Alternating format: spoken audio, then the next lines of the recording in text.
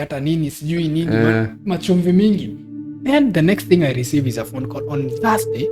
Tupatane kwa police station nini nimerudisha case, you have to give me back my money. And tukaenda, polisi wakaona ni ujinga. Actually hata polisi waliona ni ufala, mnatufanyisha kazi ujinga, tena useme umemsamehe tena umrudishe. Then he was forced to he was told that tushughulike vile tutapatana nyumbani tusuluhishe hiyo maneno home. Sorry kaishivo. So that has been my worst job experience. You worked for 3 months without pay. Working for 3 months without payment. Kwa kitu sijaifanya. And then Hello guys. Welcome to Spotlight KE. It has been a journey for the past 4 days, guys. I would like to say thank you for at least I'm now at 500 subs. And as I promised you before, I'll be bringing in different guests, different people who have stories. Remember our podcast, it's all about no one can write off your destiny. And today we have one of the content creators in Gatondo. He'll be telling us more about himself. Maybe kidogo anaweza jiintroduce us, tunaendelea. Karibu kwenye Spotlight KE. Thank you so much. Asante sana. I am so very happy to start with, because this is a very great opportunity. Yes. And I'm so happy for you. 4 days is not a joke. Yeah, sure. And of course, being in this industry, you always know that this industry has got ups and downs, and very many things happen in here. Yeah. And so I congratulate you. I thumbs up for the 4 days you've been into this. Yeah. My name is Peter Thiga. Yeah. Mostly I call myself Thigawa Mwagi, because that's the name that I use when I do content creation. Yeah. Yes. So. Yeah. So, Peter, welcome to Spotlight KE. Thank you. We are really honored to have you today. Yeah. So initially, Spotlight KE, we have been doing some podcasts. Only 2 actually. Right. We have been doing, but actually have been doing. Okay. Tumekuwa tukichapa podcast here all about how you started something. And after some review, after I was looking out into Gatondo South, where our studio is currently at. Oh yes. I came up or nilikuona kwa the TV, the TV that you have been doing. Yes. And at least I can see you have been doing well. So I would like maybe to know more about your journey, how it has been, the challenges, and all sort of things. And why did you come up with your TV, which you'll be sharing today? I believe we'll be collaborating. And like we understand more about it. Yes. Maybe you can tell us where it started and what's the name of the TV that is on YouTube. Oh yes. Okay, thank you so much. The name of the digital TV is Printop. Yeah. Printop TV. It is a digital channel or a digital TV, because the future works online and the future is online. Yeah. So nowadays watu wametoka kwa the main live stream medias. Now sasa wamekuja kwa the digital TVs, the digital space, what's happening there. So my channel is called Printop TV. Yeah. Printop TV. Yeah, we'll be listing it kwa video as it continues. We'll be showing out about Printop TV. Yes. Yeah. Let me tell you a little history about how I came up with the name. Then we go to how I started that thing. Yeah. So since high school, I always wanted to be the top. Yeah, sure. I always wanted to be number 1. And I used to be led by... Sasa nitaanza mambo ya Biblia hapo, watu watasema wameanza kuhubiri, lakini let me paraphrase that one. Yeah. I was led by this Bible verse that says, I don't remember the exact Bible verse, but it says that you'll not become the tail, but you'll be the first. Yeah, you see? So I had that feeling and that encouragement that I want to be the first. I want to be number 1. So I liked the word top. Then number 2, if you could stalk me, my the previous Facebook pages that I had, I could call myself Prince Thiga, Prince Peter Mwangi, Prince Mwangi, all that. So I felt that I'm a prince. I'm good enough to become a prince. Yeah. And so therefore I took that name Prince, then nikaikat into 2. Ikanipea Prin. Prin. You see, Yeah, yeah, so yeah. that word prin came from the word Prince. prince. Yeah, sure. Then I took the other name called top, that I always want to be number one. So I am a top prince. Yeah, sure. So I should call my channel Prin Top. Top. You see? Yeah. So my channel, I believe that I'm number one and I can do all. So Print Top TV is one of the very good channels happening in our land, especially in our Kikuyu land. Yeah, sure. And it is meant to bring content all over the nation. Yeah. Despite that it is located in our Kikuyu land, it is also for all the people in all the nation, in all the in all the nation. Is that a good English? Yeah, it's a good English. Yeah, actually, you have said you deal with the Kikuyu people a lot. Yes. So I understand kidogo. Mimi mtu wa Murima. Mtu wa Murima. Yeah. So thank you. So so we are very dedicated to bringing updates, interviews, and we have a lot of things which are upcoming. I started this channel some years back. I actually have one year and some few months, around 5-6 months up, and I'm happy that I can mark the growth. I can see that I've grown and I have reached to a point that naona that I was not doing this thing in vain. At least kuna place naenda. Unajua kuna vitu unafanyanga and then you're like hiki tunafanya like sioni mazao. Hakuna kitu naona like inanifanyia. It's becoming more of a burden to me. But this thing is not more of a burden to me. It's more of a blessing to me. To you, yeah. Number one, it has connected me with people that I never imagined that I'll meet. Yeah. It has taken me to places that I never imagined that I will go. It have also showed me, yani imenifungua macho to an extent that I can see that the future is great. So Print Top TV is good and is that's generally what I can say about Print Top TV as we go on. Yeah, sure. So guys, remember, as I said, we are series inaitwa No One Can Write Off Your Destiny. And at least Prince, wacha nikuite Prince kwa sahi. Yes. Prince ametuelezea how he has been able to come up with the Prince TV. Then he has said what he's doing about. Yeah. And now, Prince, what has been the challenges of your channel, being that you have said you may run for 1 year, sindio? Yes. Running for 1 year, there is a lot of challenges around. What is one of the biggest challenges that you have run? Ama one of the biggest challenge that umekuwa ukijaribu kutako, as maybe because there is someone you will be inspiring, utakuwa una mentor through content creation. Yeah. There is some people who have tried to reach out to understand more about content creation.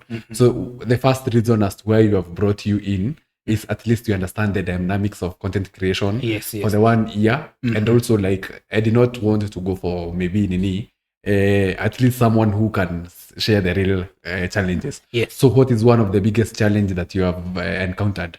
One of the biggest challenge yenye nimepatana nayo, especially me, ni kitu inaitwa, you see that establishment, yani hiyo kitu ya wase kubelieve that you're doing this. Yeah. Okay, no one has to believe in you. Your dream your dream haifai ku make sense kwa watu.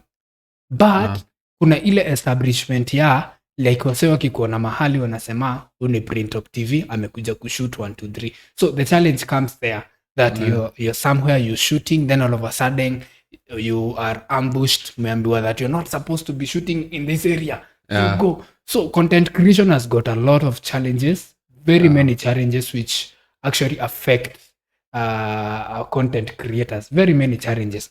But I would say out of growth, out of doing it more and more, you find that you are overcoming the challenges. Another thing is that you find that you don't have the gadgets. Yeah, sure. Gadgets for content creation. You need to at least provide what we call a quality thing work, in the market. Because nowadays, this is a competitive market. Yeah, sure. It is a competitive market. So if you don't produce something that is competitive, then you will always be behind. You see? Yeah. So you have to have a good set.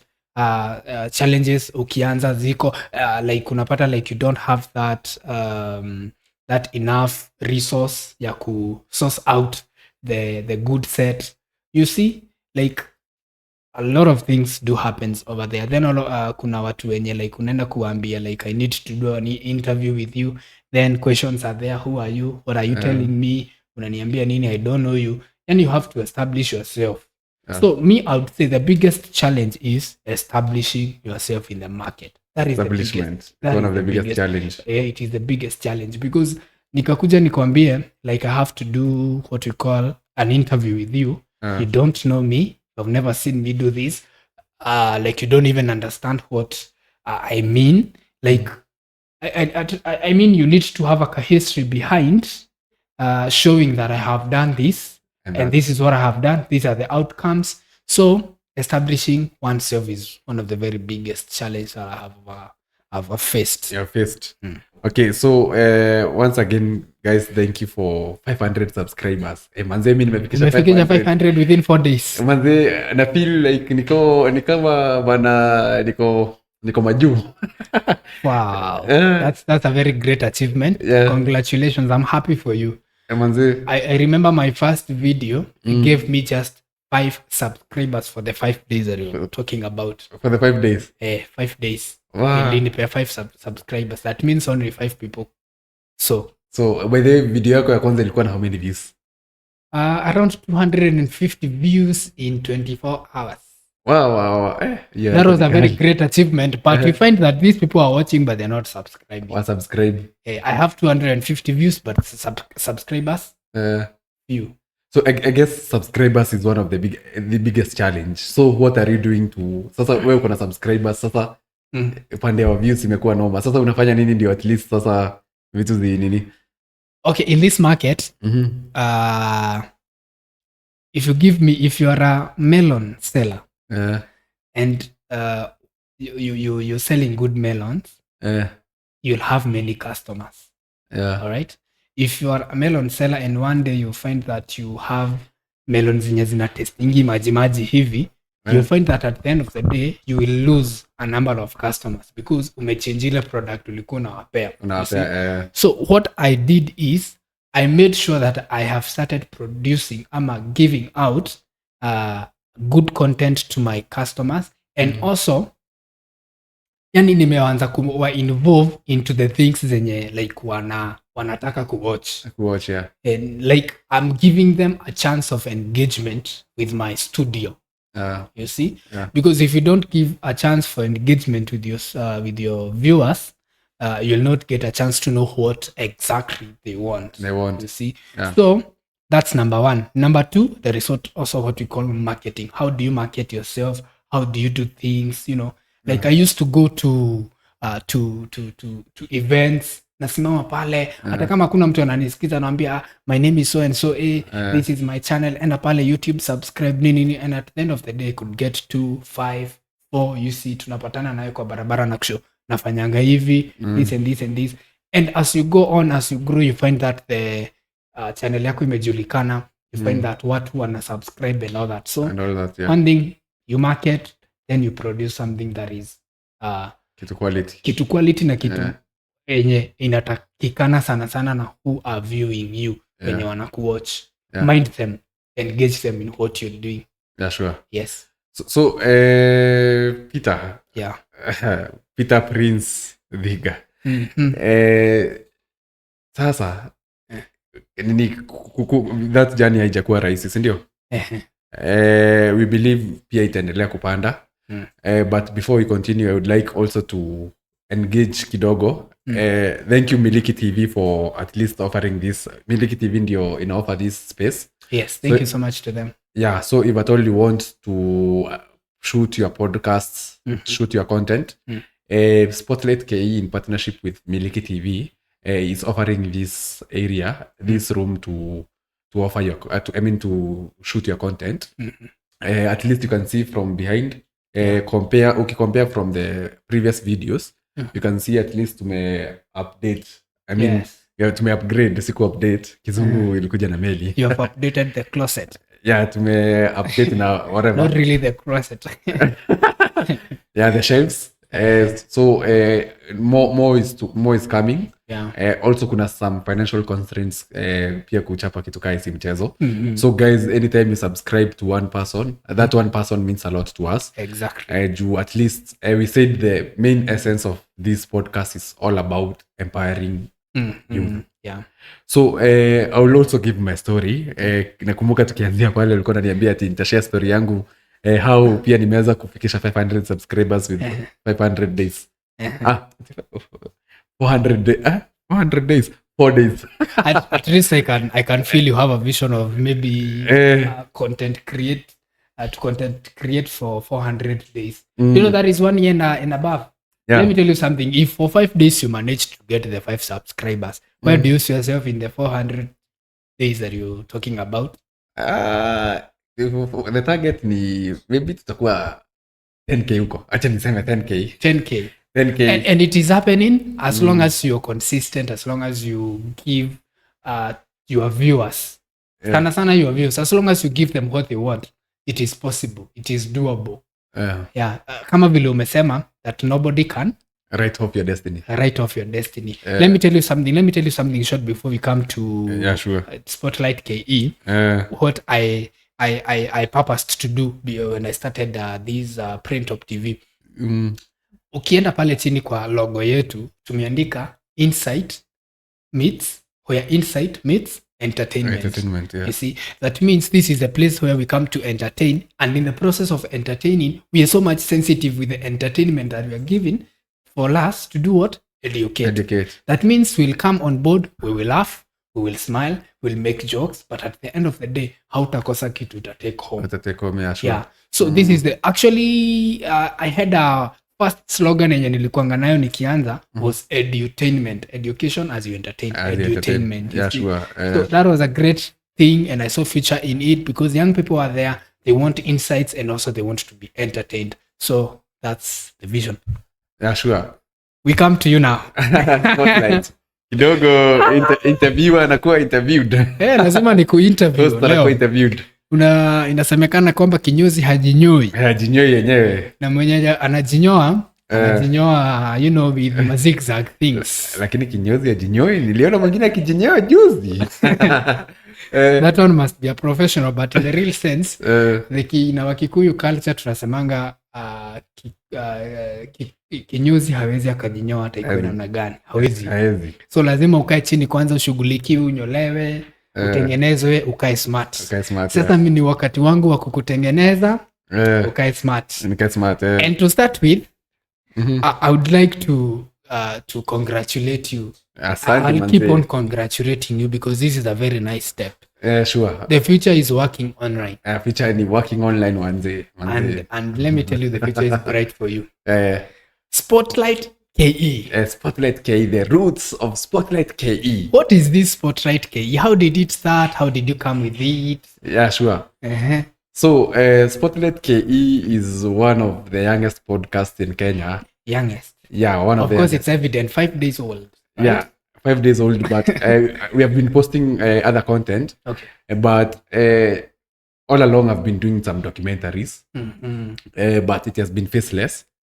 Then one day I decided, why should I not try and do some podcasts?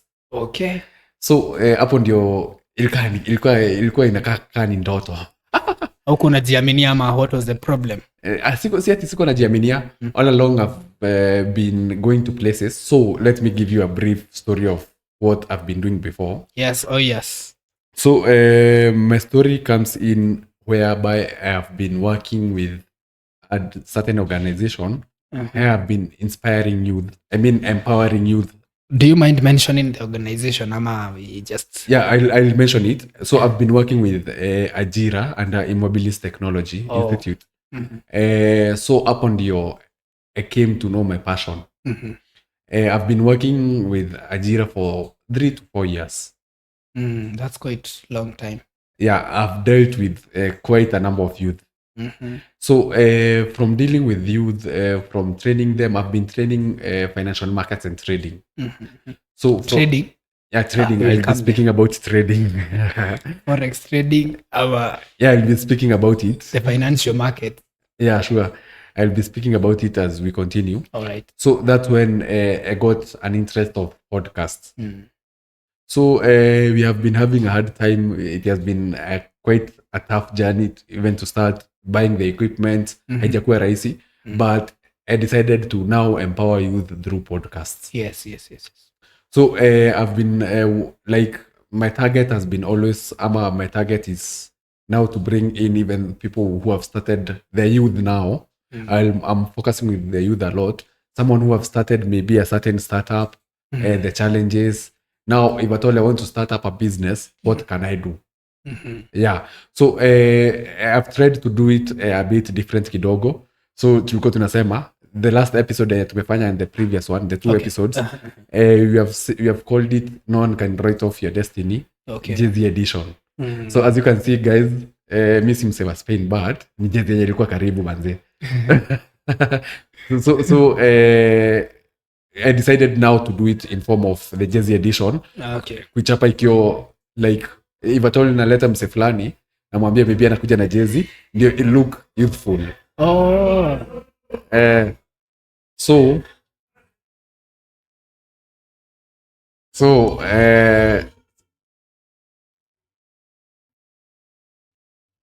So kidogo kumekuwa na kelele.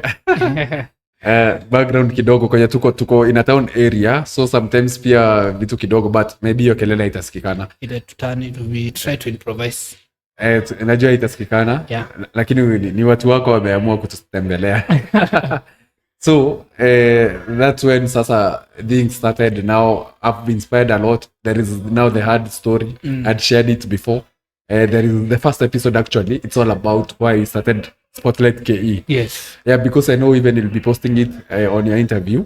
Now that's when tukaanzia this. Guys, even there is a video I'll be sharing to you. We have an editing room. This editing room has around 10 computers. Okay. Also, as we empower through podcasts, we are empowering through through employing some youth. Yeah, through employing some youth. So we have a computer where it has a room, an editing room with 10 computers. I'll be sharing the video as short. Itakuwa like short. Yeah. So that's when sasa vitu zilianzia kuboil. Yeah, I thank the Lord. Manze mi nasikia kushinda nikisema tuko 500 sub. Nikitembea hivi kidogo na naambia mtu unajua tuko 500. Actually hii kitu it started like an accident. I wonder ukifikisha thou utakuwa unasema namna gani? Thou now next week nayo ni thou. Nafikisha actually more than thou. Thou nayo ni lazima tunachapa. Also allow me to appreciate each and every follower, subscriber. You mean a lot. At least you have given us hope. When we are doing this, I remember Dan tumechapa naye content the previous one. Nakumbuka nilikuwa namuuliza Dan manze, tutaenda mahali tuko 100 subscribers. You were not really convinced. Yeah, I was not really convinced. But sasa hapo ndio Bible verse fulani tulikuwa tunaitaja. Nilisikia pia ukitaja Bible verse. Kwa hivyo pia wewe ni mtu wa Bible verses? Yeah, actually manze ni God. It's all about God. If at all see God atungekuwa hapa. The Lord ama God ametuonyesha there is hope. Wewe ni mse wa kanisa, you know. Yeah, mimi ni mse wa kanisa. Budangu. Wewe ni chairman wa youth. Budangu ni pasi. Babako ni pasi. Budangu ni pasi. So ukiona nikiwa serious hivi. No wonder the Bible verses cannot leave you. Bible verses haziwezi niacha. Na Bible verse theme ya hii podcast ni from Job 14:7. Job 14:7. Yeah, Job 14:7. I'd also mentioned it previously. Okay. Job 14:7 it says, for there is hope for a tree that is cut down, for it will sprout again. Yeah. So that's hiyo ndio wewe inani motivate as tunaendelea. Hii ndio wewe inani motivate juu pia kuseta piki tu haijakuwa mchezo. Yeah. The challenges zimekuwa mingi, saa zingine vitu zinakuwa tough, but God has God amekuwa akinionyesha wewe kijana bado niko na wewe. On that point of challenges and the things that you've gone through, maybe you can mention the few challenges and the few ups and downs that you have maybe gone through as we continue. Okay, so one of the biggest challenge was always doing like starting. Starting is one of the biggest challenge. So when I was starting, it was very hectic. Financially imekuwa hectic. Like they have been one of the biggest challenge in the financial constraint. Of course, finances is like everything to such setup. And it affects almost everybody who is starting, unless ukue like ulikuwa mahali ulikuwa umejipanga vizuri kimfuko, hiyo itakugonga vizuri. But I'm happy you've started it, you're going and you're there, you're just moving on. But then nikuulize, unaimbanga? I do sing in church. I do sing in church. Ndio ni mtu wa kanisa. Mimi na praise and worship bana. Hapo nikaa tutapigiwa kigosho. Atuimbie moja, tuimbie bana. Tuimbie tusikie ama kidogo. Okay, there is a very good song that I love. A very good one. A very beautiful song. It inspires me a lot. Inaitwa like, how is it? Like, okay, it's the Maverick City have done that song. It goes like this: Jaire, you are enough. Like, I don't need the power from men. I don't need insight from men. I don't need, like all the big things. All the big things that maybe I might be thinking that I need. But as long as I have Jaire, who is Jehovah, who is God, that is enough. That is more than enough. Sure. Yes. Jaire, you are enough. Such. Inaendanga hiyo. Kidogo lyrics imepotea. Imepotea kidogo, lakini that's our viewers will just Google it, see the song. It's a very beautiful song, and of course very many people love it. What do you do in church? In church mimi ni msewa media. Oh, of course I can surely tell that. Mimi ni msewa media. But kidogo mimi ni msewa media. Na watu wa media kwa kanisa wanakuanga watu, I don't know how they are. Aje.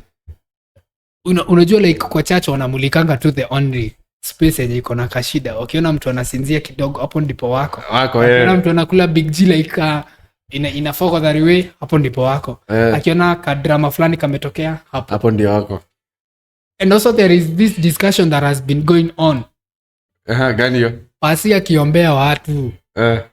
Watu wa kamera hawaangukangi kwa nini? Hiyo sasa ni topic for another day. Hiyo tuongeange. Hiyo tutaongea siku nyingine jameni. Tuambie sasa. Hiyo atuongee juu kidogo. Pia unajua church yenye huko inalingana juu mimi ni msoa SK na PCA. So kidogo sisi hatujui hiyo. But of course we have seen that. Okay, in these kwa the wanaitwa Protestants. Kwa Protestant churches unapata like they believe in the feeling of the Holy Spirit nini. So and when the pastor is praying ameita altar call and is praying for people, sometimes wanakuwa filled with the Holy Spirit, I don't know, and they fall down. But whoever is recording will never ever fall. So you wonder, but anyway, a story for another day. So nikuulize, by the way, Peter. There is one advice umepatiwa. What is that one advice that you are given till now inapiganga kwa kichwa?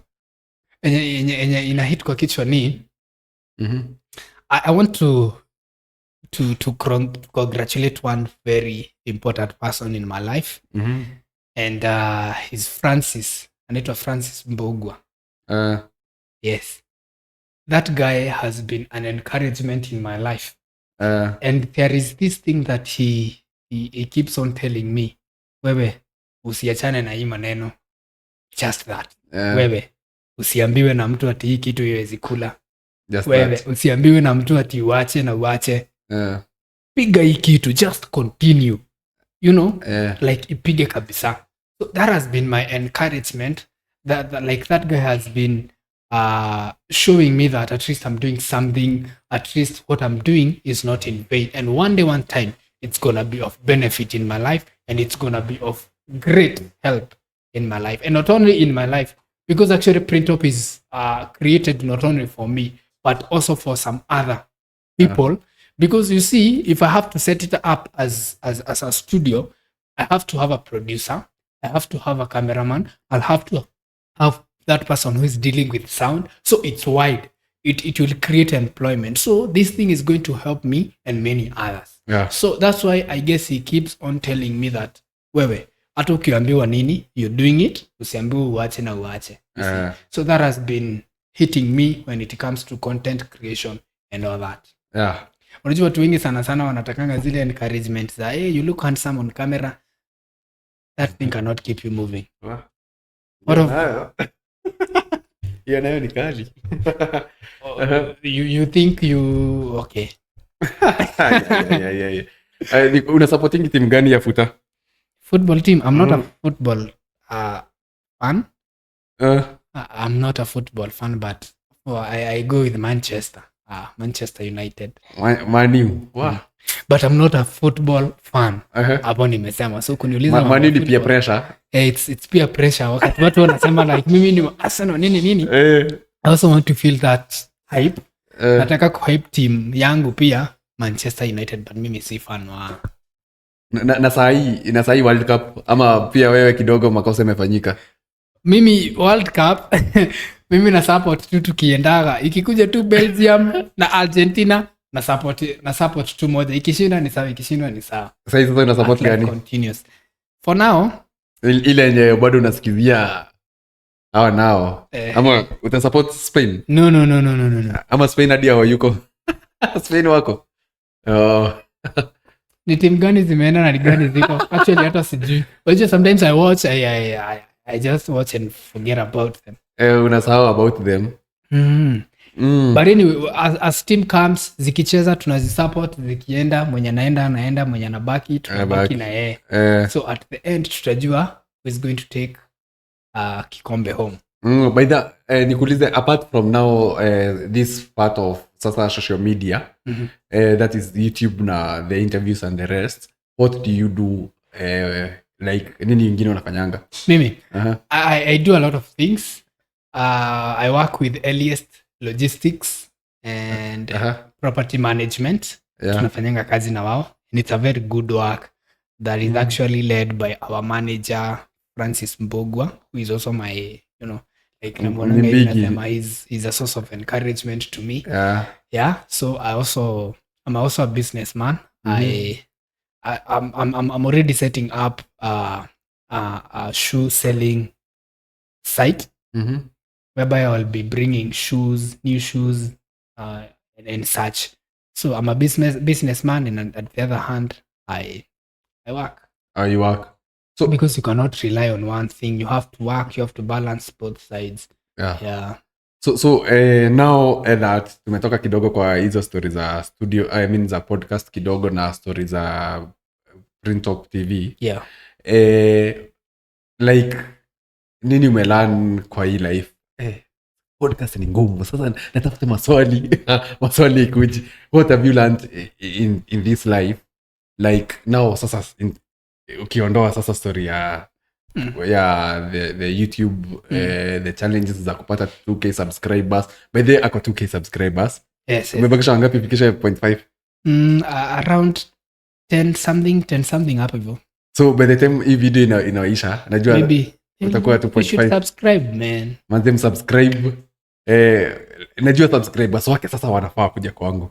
Alafu wangu muende kwake. No problem. Sasa we're here to lift each other. So subscribe to his channel and also subscribe to mine if you have not. You must always subscribe, subscribe, share, like, and also thank you again Miliki TV for this podcast is powered by Miliki TV. Hiyo ni ad ya kwanza ya tuna run. At least our podcast is running some ad. We are very very nini. Tuko na ad ya kwanza jamani. Thank you Miliki TV for believing in us, Spotlight KE, even with our team. It's such an honor. Also tunafurahia sana as pia unatu encourage kuleta guest wengine. So ndio niko na kuuliza sasa advice achana sasa na advice yenye ulikuwa unatuambia. What is the other advice? Ama do you have a story of maybe ulienda kazi nini, do you have a story that you can share to us? I have a very long story that I can share with us, but enye unaweza kuwa free kushare enye maybe nani alikuacha no, like, but okay, I let us postpone that story for now. But I'd like to say this, no one will always tell you that you're doing wrong. Yeah. Anytime you're doing wrong, people will always clap at you. Hey, go, you're doing it. You see those people wenye wanakuwil vibaya, wenye like wanaona like you're not worth doing this, you're not worth where you are, will clap at you when you're doing wrong. Yeah. But anytime you have a group of people, not so many, but a number of people who actually gives you the correct advice, they will always tell you that this is the best way and this is not really the best way. Yeah. So kazi tumepiga sana. I remember there was a time, it's a heartbreaking story. I remember there was a time I was given some work immediately after Form 4 because hata sijamaliza Form 4 dambo sana. There was a time after Form 4 I was given some work and I was told that kuja hapa wewe sasa mpe kazi. Nikapewa kazi. Okay, that guy was an investor. Alikuwa anajenga manyumba za kuuza. Yeah. Alikuwa anajenga manyumba za kuuza. Then all of a sudden nikapata an opportunity hapo and I decided to go and pursue because I was actually excited because this is my first gig. Yeah. Na nilikuwa nalipwa 10,000. So I was very, very, very, very, very, very happy and very excited for that. So I went, sitataja the place, I went, nikafanya kazi for the few weeks, first week, second week, third week, maneno ikafanyika vibaya. I went, okay, the place was so isolated, ilikuwa nuko ndani sana. The place like, before uone mtu, utakaa sana. So the place is, town iko like hapa, then unaingia like a few kilometers before you get to the place that you're working at. Nyumba imejengwa, it is not yet finished, bado ni finishings zinafanywa. That means hakuna electric fence, gate haijawekwa like bell nini.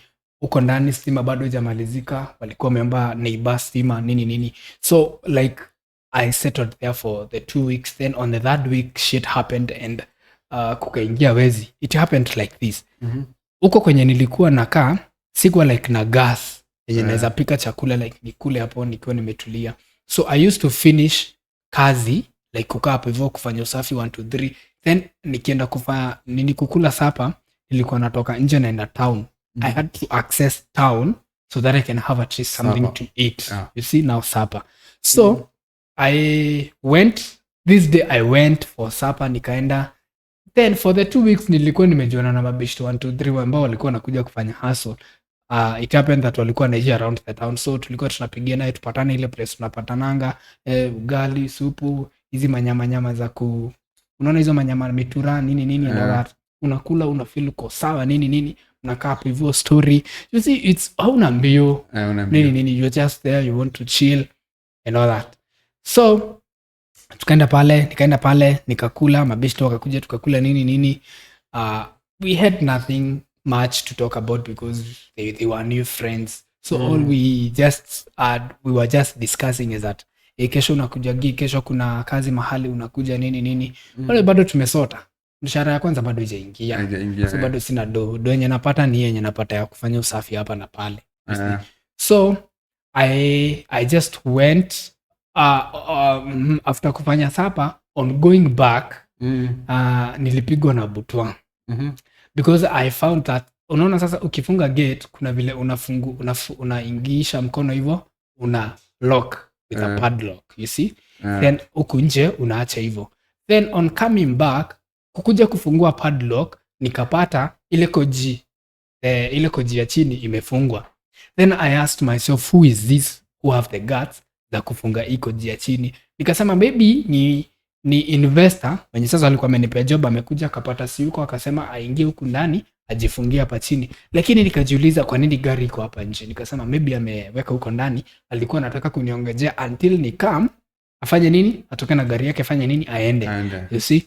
So mimi I went ahead nikampigia nikamwambia uko huku ndani, so nikamwongelesha ni Kikuyu, uko huku ndani nini, akaniambia mimi si uko huko, nikamwambia ni sawa. So I had to take the next step, ni pande juu ya fence, juu ya gate sasa, so that I can jump inside. So what happened is that wakati niliruka hiyo fence nikaanguka in the field, what tulikuwa tunasema like what I saw made my eyes pop out of their sockets. I used to write that phrase sana in my composition writing in primary school and high school, nini and all that. So kitu yenye niliona ya kwanza nika socket kametolewa pale hivyo kwa balcony, kametolewa ka balcony tu kanje kakutulia hapo hivyo kametolewa, and then I was like, who is this? Who have got the guts? Then what hit in my mind was wallahi tumetoka, wallahi kumepiwa nini. You see now it was jioni, it was like ilikuwa tu majioni, so I never had nini. So nikaanza sasa kutetemeka, nikaanza sasa kujiuliza what's happening, what's this, who are these nini. So ilibidi kwanza nimefungua hii koji ya chini so that I can go round the wall yenye ilikuwa imezunguka hiyo, the perimeter yenye ilikuwa imezunguka hiyo nyumba, so that at least I can know, ili niweze kujua whether I can see the loophole ya wenye wameingia huku na wakachukua vitu. Okay, before nizunguke hivyo, I went round the house, nikapata all the gypsum lights, the chandeliers were broken, all the sockets walitoa wakaenda nazo, all the switches, all the lights, everything nini and some damages here and there. Hizo appliances za choo zenye zinaweza tolewa wakatoa zote wakaenda nazo. Mimi kuzunguka around the perimeter, I found some steps, but I could not recognize who did this because you see I'm new to that place. I don't know anybody. I don't even know the neighbors. We had just had one neighbor mwenye story hii tukipeana alikuwa anasema like aliona tu stima zimekatwa because it was already at night cause ni sapa nilikuwa nimeenda kutafuta. Aliona stima zimekatwa but akasema like ni mimi nacheza na nini na stima, so she couldn't raise the alarm. So nikapigia kubwa wangu, my boss now, nikamwambia shit has happened. Vitu zimeenda. You know, he was so angry. Alikuja akiwa amekasirika sana. And then alikuja akaniambia, you know what, this is a police case, panda kwa ile gari twende. Mimi nilikuwa nasema napelekwa polisi niandikishe statement, nilikuwa kukula sapa nini nikurudi nikapata everything is stolen nini. But that was different from what I was thinking. Hapo ndio likamatwa ama kesi ilinigeukia bana. Nilienda pale ndani, nilienda pale kwa polisi and then polisi walikuwa like okay, mwenyewe alikuwa like tumekuja kuripoti vitu zangu zimeibiwa, peana story venye kumeenda. Nikapeana story nini. Mwenyewe akasema you know what, naona ni kama walikuwa pamoja na hao wezi. Because they have no, because gate haiko broken. Wameingia aje, but I tried to explain myself, wameruka kwa wall wakafungua gate nini that they could not understand. That level they couldn't understand. And so therefore nikawekwa ndani. Nilikaa ndani bro. For how long? Okay, nilikaa for 4 days because now you see the police wako like, we kijana, this is your first gig. Hata ID sikuwa nayo because actually nimetoka pompo. Sikuwa nime-apply for ID. Then I was like, uko na ID? Sina ID. Nini. Wewe ni mtoto tena juvenile. Kama una ID utafungwa nini. Okay, they went ahead to an extent of taking my whatever fingerprints. But now after the case was solved after the 4 days, it was on a weekend because it was on a Friday. No, it was on a Thursday. Nikashikwa Thursday usiku, nikakaa Friday. Then unaona Saturday wezienda continue, Sunday wezienda na polisi walikuja kazi ati nini. It's only that person is on duty. So on Monday, that is when my parents, my family members were called to come and solve the case. Now on coming to solve the case, mwenyewe alisema like hizo vitu zimeibiwa zina reach to 150,000. And of course you see, mimi sijalipwa mshahara yangu ya kwanza ati nitasema niko na 20,000. Kwanza shikeni hii, then nyingine tutalipa mdogo. You see? So what I did is, one thing I love about myself, okay, one thing I love about God is that alinibariki na nafikirianga haraka sana. Mafikira, So what I did was, I went up hivyo mbele nikamwambia I'm still energetic, mimi ni kijana, I still have power to work. So nikamwambia give me another chance, nirudi pale niwafanyie kazi for free, msinilipe hiyo pesa mlikuwa mnanilipa every month 10,000, nyinyi nikifanya kazi mnakata. I knew very well in between this process ya nyumba kununuliwa na mimi kufanya kazi, hiyo story itakuwa imeisha. That is what happened. So I worked for 3 months without being paid. 3 good months without 3 months bila kuona anything. Yes, na shetani ni mbaya. After the house was bought, the guy akaset another project ya another house. I still went back. Bado tukakosana. Okay, let me tell you something. After nyumba imenunuliwa, yeye mwenyewe alinileta nyumbani. Akaambia mama yangu, sasa kijana yako tumemleta, amechange, ni mzuri, hana ubaya, na hiyo pesa yote yenye tulikuwa tumesema atalipa, hata asilipe. Hiyo tumesahau nini. Na akitaka kurudi kazi kuanzia next week, tuko na project nyingine anaweza rudi. Mimi ni nani? Nimesota, sina pesa.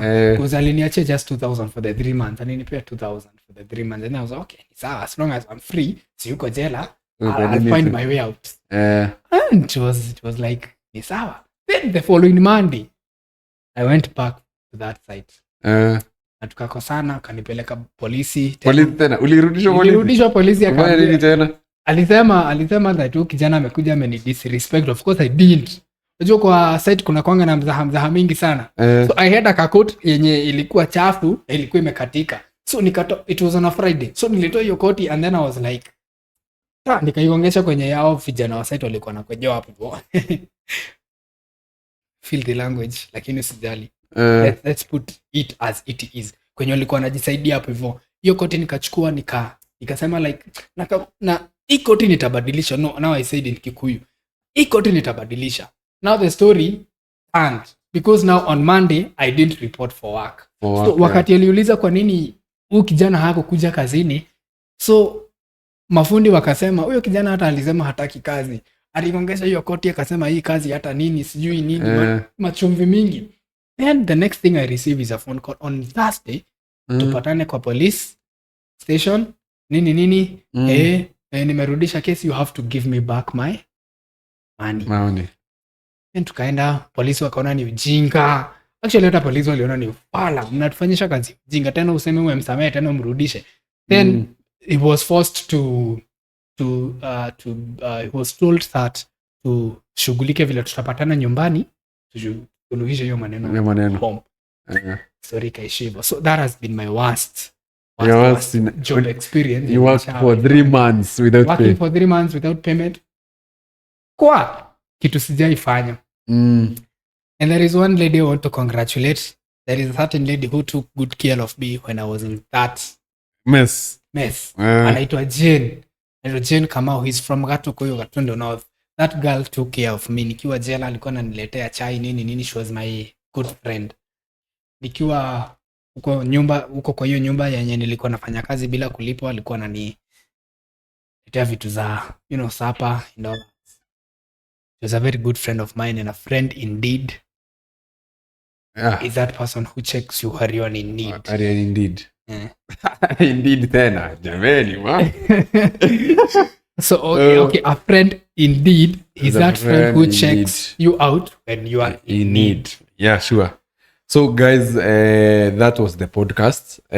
Nimesikia kuna story ingine mwecheche. Akona story ya venye alifanya 3 months bila kulipwa. So this podcast was quite there is a lot to do. So this will be our episode 1 and we'll be inviting him again. Ama si utakuja?